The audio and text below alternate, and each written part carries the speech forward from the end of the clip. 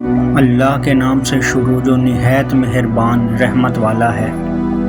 یہ اس لیے کہ اللہ نے یہ کتاب حق کے ساتھ اتاری ہے، اور جن لوگوں نے اس کتاب میں اختلاف کیا ہے یقیناً وہ بہت دور کی مخالفت میں پڑے ہیں۔ نیکی یہ نہیں کہ تم اپنے منہ مشرق اور مغرب کی طرف پھیرو، اور لیکن اصل نیکی اس کی ہے جو اللہ اور یوم آخرت اور فرشتوں اور کتاب اور نبیوں پر ایمان لائے اور مال دے اس کی محبت کے باوجود قرابت والوں اور یتیموں اور مسکینوں اور مسافر اور مانگنے والوں کو اور گردنیں چھڑانے میں، اور نماز قائم کرے اور زکوٰۃ دے، اور جو اپنا عہد پورا کرنے والے ہیں جب عہد کریں، اور خصوصاً جو تنگی اور تکلیف میں اور لڑائی کے وقت صبر کرنے والے ہیں، یہی لوگ ہیں جنہوں نے سچ کہا اور یہی بچنے والے ہیں۔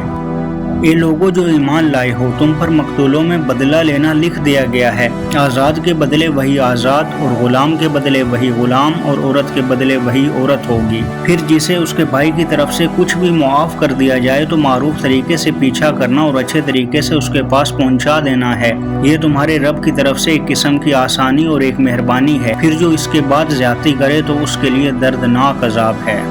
اور تمہارے لیے بدلہ لینے میں ایک طرح کی زندگی ہے، اے عقلوں والو، تاکہ تم بچ جاؤ۔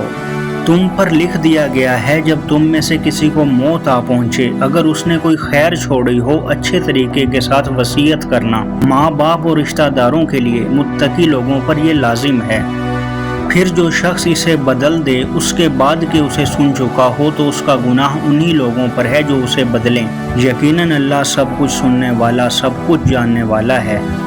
پھر جو شخص کسی وصیت کرنے والے سے کسی قسم کی طرفداری یا گناہ سے ڈرے، پس ان کے درمیان اصلاح کر دے، تو اس پر کوئی گناہ نہیں، یقیناً اللہ بے حد بخشنے والا، نہایت رحم والا ہے۔ اے لوگوں جو ایمان لائے ہو، تم پر روزہ رکھنا لکھ دیا گیا ہے جیسے ان لوگوں پر لکھا گیا جو تم سے پہلے تھے، تاکہ تم بچ جاؤ۔ گنے ہوئے چند دنوں میں پھر تم میں سے جو بیمار ہو یا کسی سفر پر ہو تو دوسرے دنوں سے گنتی پوری کرنا ہے، اور جو لوگ اس کی طاقت رکھتے ہیں ان پر فدیہ ایک مسکین کا کھانا ہے۔ پھر جو شخص خوشی سے کوئی نیکی کرے تو وہ اس کے لیے بہتر ہے، اور یہ کہ تم روزہ رکھو تمہارے لیے بہتر ہے اگر تم جانتے ہو۔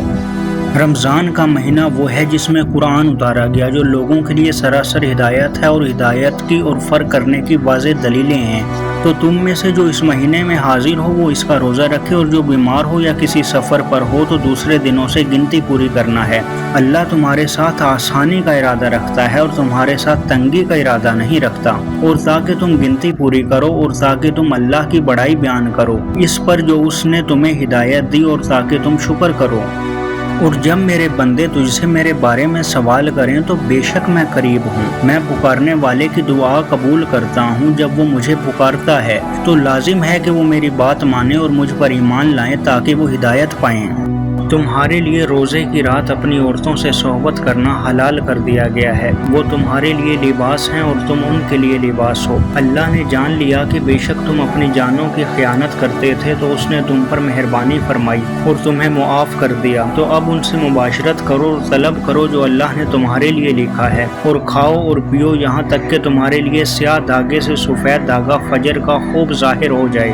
پھر روزے کو رات تک پورا کرو اور ان سے مباشرت مت کرو جبکہ تم مسجدوں میں معتکف ہو، یہ اللہ کی حدیں ہیں سو ان کے قریب نہ جاؤ۔ اسی طرح اللہ اپنی آیات لوگوں کے لیے کھول کر بیان کرتا ہے تاکہ وہ بچ جائیں۔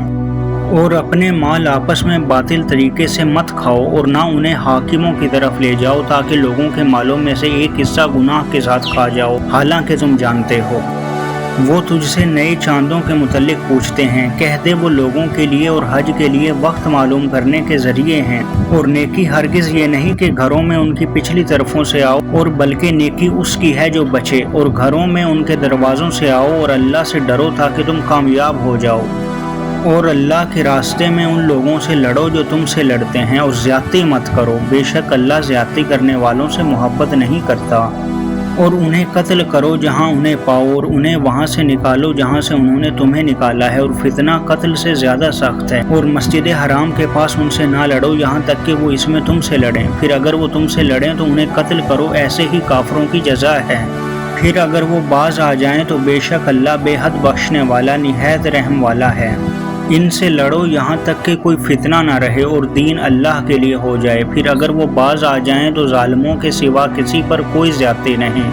حرمت والا مہینہ حرمت والے مہینے کے بدلے ہے اور سب حرمتیں ایک دوسری کا بدلہ ہیں، بس جو تم پر زیادتی کرے سو تم اس پر زیادتی کرو، اس کی مثل جو اس نے تم پر زیادتی کی ہے، اور اللہ سے ڈرو اور جان لو کہ اللہ ڈرنے والوں کے ساتھ ہے،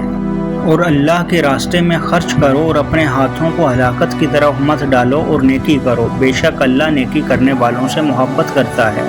اور حج اور عمرہ اللہ کے لیے پورا کرو، پھر اگر تم روک دیے جاؤ تو قربانی میں سے جو میسر ہو کرو، اور اپنے سروں کو نہ مونڈو یہاں تک کہ قربانی اپنے حلال ہونے کی جگہ پر پہنچ جائے، پھر تم میں سے جو بیمار ہو یا اسے اس کے سر میں کوئی تکلیف ہو تو روزے یا صدقے یا قربانی میں سے کوئی ایک فدیہ ہے، پھر جب تم امن میں ہو جاؤ تو تم میں سے جو حج تک عمرے سے فائدہ اٹھائے تو قربانی میں سے جو میسر ہو کرے، پھر جو نہ پائے تو 3 دن کے روزے حج کے دوران اور 7 دن کے اس وقت رکھے جب تم واپس جاؤ، یہ پورے 10 ہیں،